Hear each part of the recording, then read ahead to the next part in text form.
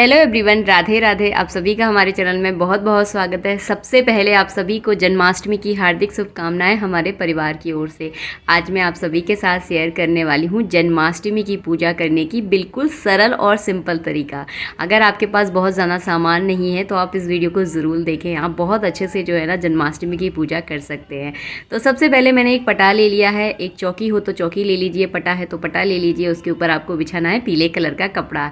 इसके बाद जो है ना स्नान करने के लिए इस तरह की कोई प्लेट ले लीजिए। अगर पीतल, कांसा और चांदी की प्लेट जो है ना आप इसमें यूज़ कर सकते हैं। अगर नहीं है तो कोई बात नहीं, आप स्टील के बर्तनों का भी आप यूज़ कर सकते हैं। तो सबसे पहले जो है ना हर पूजा में सबसे पहले दीपक प्रज्वलित किया जाता है। तो हमने यहाँ पर घी का दीपक प्रज्वलित कर लिया है और उसका हमें पूजन भी करना है। तो मैंने एक फूल में रोली चावल लगाकर यहाँ पर पूजन कर दिया है। अब हम बनाएंगे थाली में स्वास्तिक। तो हल्दी से आप स्वास्तिक बना सकते हैं, आप चाहें तो चंदन से बना लीजिए। तो जैसे आपके पास सुविधा हो उस हिसाब से कर सकती हैं। तो सबसे पहले आपको प्लेट में बनाना है स्वास्तिक।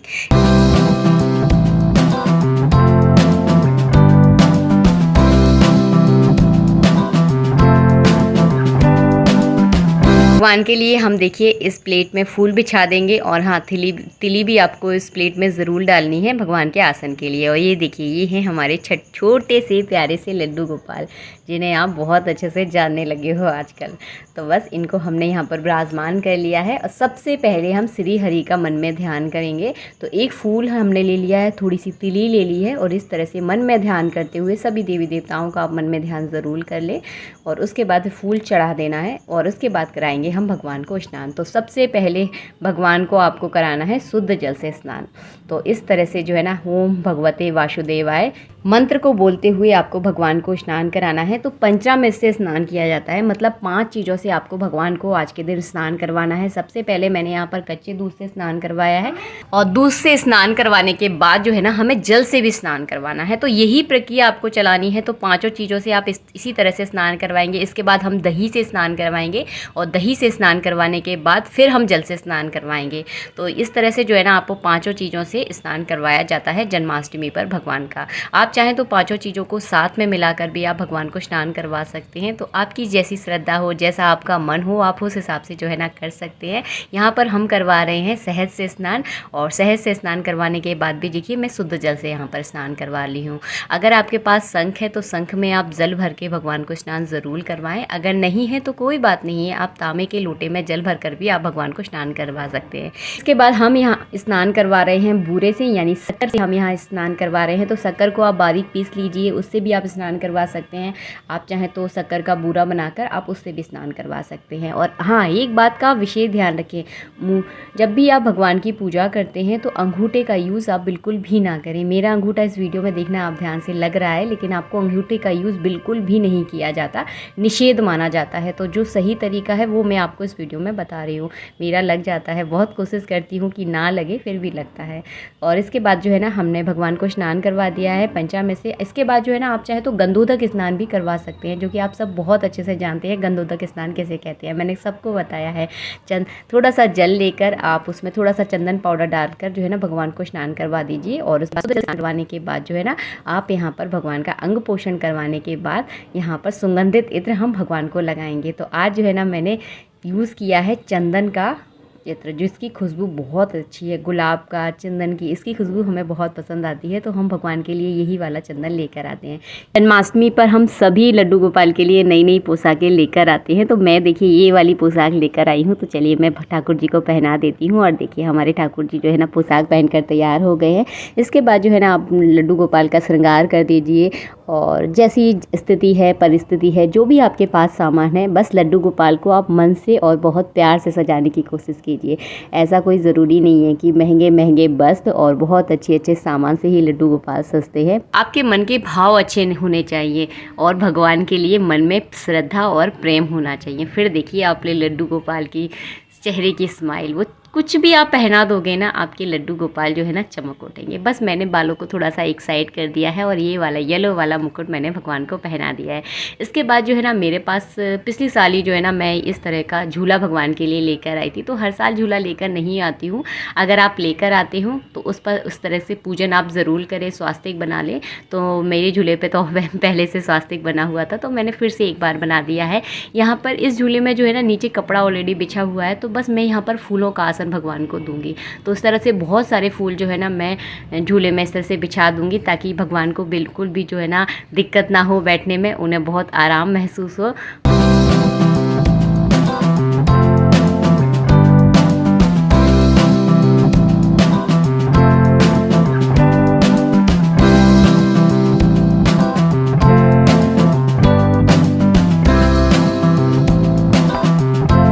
और मुकुट को कर दिया है देखिए मैंने चेंज। वो मुकुट मुझे ज़्यादा पसंद नहीं आ रहा था, तो मैंने ये वाली पगड़ी जो है ना भगवान को पहना दी है। ये पगड़ी बहुत अच्छी लग रही थी, इस ड्रेस से एकदम मैच कर रही थी। तो बस यहाँ पर मैंने भगवान को इस तरह से विराजमान कर दिया है झूले में। पोशाक पहनाने के बाद हमारे लड्डू गोपाल थोड़े बड़े बड़े से लगने लगते हैं, तो बस झूले में उनको एडजस्ट करने में थोड़ी सी दिक्कत होती है। वैसे ये जो झूला आप देख रहे हैं वीडियो में, ये बिल्कुल जो है ना हमारे लड्डू गोपाल के साइज का ही है। बस इसके बाद आपको झूला झुलाना है भगवान को, और एक गाना गाया जाता है। चलिए मैं आपको गाना गा कर सुनाती हूँ। नंद के आनंद हुए जय कन्हैया लाल की, हाथी घोड़ा पाल की जय कन्हैया लाल की। आज के दिन जो है ना इसी तरह से भगवान को झूला झुलाकर जो है ना ये गाना गाया जाता है। और हाँ, बंसी भगवान के पास रखना बिल्कुल ना भूलें। बंसी में मोर पंख भी आपको ज़रूर लगाना है। हो सके तो भगवान के मुकुट में भी आप मोर पंख ज़रूर लगाएं, क्योंकि भगवान को मोर पंख अति प्रिय है। इसके बाद जो है ना छोटे छोटे से खेल खिलौने हम भगवान के पास रख देंगे, जैसे कि खुनखुना बच्चों को बहुत पसंद आता है, तो हम यहाँ पर खुनखुना रख देंगे।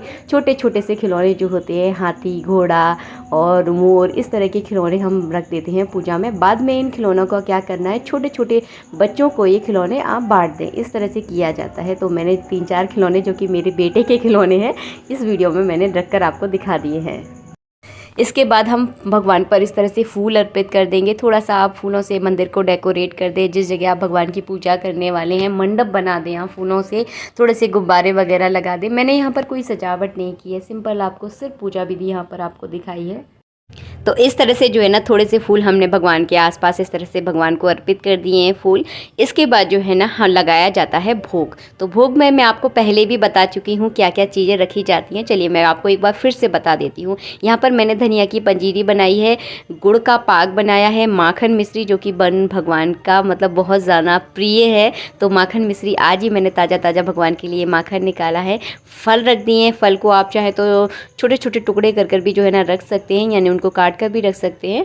आप चाहे तो इस तरह साजे भी रख सकते हैं, तो ये आपकी इच्छा है। इसके बाद तुलसी भगवान पर आपको ज़रूर चढ़ानी है। तुलसी के बिना जो है ना भगवान भोग भी अर्पित नहीं करते, तो तुलसी आपको ज़रूर लेके रखनी है। आज है बुधवार, तो बुधवार के दिन जो है ना मैं तुलसी नहीं तोड़ती हूँ, तो एक दिन पहले की ये तुलसी है, इसीलिए थोड़ी सी मुरझा सी गई है। और इस तरह से जो है ना आपको भगवान को भोग अर्पित करना है। और जन्माष्टमी की पूजा हमेशा रात को 12 बजे ही की जाती है, तो ये भोग जो है ना आप शाम के समय बना कर रख लें। उसके बाद जो है ना इस तरह से रात को 12 बजे आपको भोग लगाना है।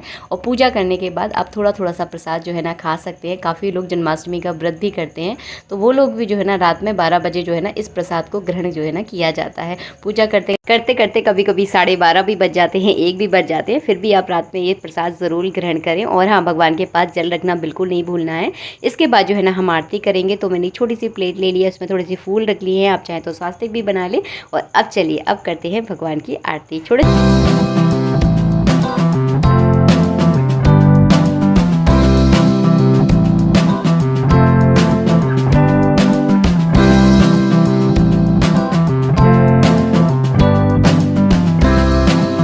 आरती करने के बाद देना है आपको जल का अर्घ। तो जल का अर्घ कैसे दिया जाता है ये मैं आपको बता दूं। अपने सीधे हाथ में थोड़ा सा जल ले लें और आरती होने के पश्चात आरती के चारों तरफ घुमाने के बाद जो है ना अपने ऊपर उस जल को आपको छिड़कना है। तो इस तरह से जल का अर्घ दिया जाता है। और इस तरह से जो है ना आपको जन्माष्टमी की आरती करनी है। आरती आप कोई भी कर सकते हैं, जो भी आपको पसंद हो। मुझे पता है एक आरती बहुत ज़्यादा अच्छी लगती है, बाके बिहारी तेरी आरती गाऊं। ये आरती जो है ना मुझे बहुत मन भाती है। बहुत सारे लोग पूछते हैं दीदी आप कौन सी आरती करती हो, तो ये आरती मुझे बहुत अच्छी लगती है। भले ही मेरी आवाज़ ज़्यादा अच्छी नहीं है लेकिन आरती मुझे बहुत पसंद है इस तरह की।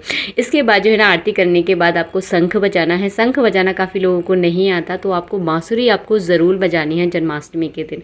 अगर आपके यहाँ पर छोटा सा नन्ना सा बाल गोपाल है तो उससे इस बांसुरी को ज़रूर बजवाएं। अगर नहीं है तो कोई दिक्कत नहीं है, आप भी इस बांसुरी को बजा सकते हैं। और इस तरह से जो है ना जन्माष्टमी की पूजा की जाती है। और आज है जन्माष्टमी यानी भगवान श्री कृष्ण का जन्म है, तो आज के दिन उनकी नज़र उतारना आप बिल्कुल ना भूलें। वैसे मैं डेली नज़र उतारती हूँ शंख से। भगवान की नज़र जो है ना कई तरीक़ों से उतारी जाती है। मोर पंख से भी काफ़ी लोग उतारते हैं, शंख से जो है ना इस तरह से उतारी जाती है। 3 बार मैंने शंख को घुमाने के बाद अपने सीधे हाथ में थोड़ा सा जल लेने के बाद उस जल को सभी के ऊपर आपको छिड़क देना है। तो ये भी एक नज़र उतारने का ही प्रोसेस होता है। तो इस तरह से आप जन्माष्टमी पर अपने घर पर बहुत सरल तरीके से पूजा करते हैं। बहुत ज़्यादा कुछ भी नहीं बताया है जो कि बहुत ज़्यादा कठिन हो। और इस तरह से जो है ना बाल गोपाल को आपको झूले में बिठाना है, विराजमान करना है। और रात में जब पूजा होने के बाद 1-2 घंटे बाद जब आप खुश होने के लिए जाएँ तो भगवान को भी आप सुला दें। उनको पूरी रात इस तरह से झूले में बिठाल कर ना रखें, झूले में ही जो है ना भगवान को आप सुला सकते हैं। आई होप आपको हमारा वीडियो पसंद आया है। वीडियो अच्छा लगा है तो वीडियो को आप लाइक ज़रूर करना। चैनल पर अगर पहली बार आए हैं तो चैनल को सब्सक्राइब करना बिल्कुल ना भूलें। मिलते हैं आप सबसे नेक्स्ट वीडियो में, जब तक के लिए जय श्री राधे मित्रों, राधे राधे। आप सभी को जन्माष्टमी की हार्दिक शुभकामनाएं।